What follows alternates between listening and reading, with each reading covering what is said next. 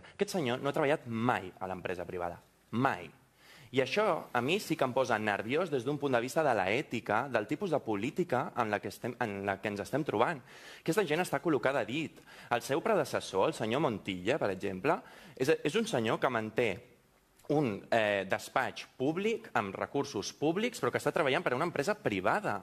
Ens estem trobant en aquesta situació. El Partit Socialista realment està en condicions de dir vull que torni perquè jo sóc com tu, etc. Però de què m'està parlant aquest senyor? Però una cosa, Aitor, això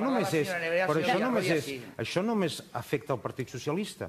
És a dir, resulta que tots els diputats d'Esquerra Republicana de Junts per Catalunya han treballat a l'empresa privada. Resulta que si analitzem el currículum dels 135 diputats al Parlament de Catalunya, això ho vaig dir aquí jo una vegada, només n'hi havia 5 que havien fundat una empresa. 5! I parlo a tots els partits. Jo, en quant a Montilla, jo ho censuro. Però a veure, també hem de dir una cosa. Hi ha un alt càrrec de la Generalitat de Catalunya, que és la secretària de l'oficina de l'expresident Mas, que cobra 115.000 euros l'any. 115.000 euros l'any.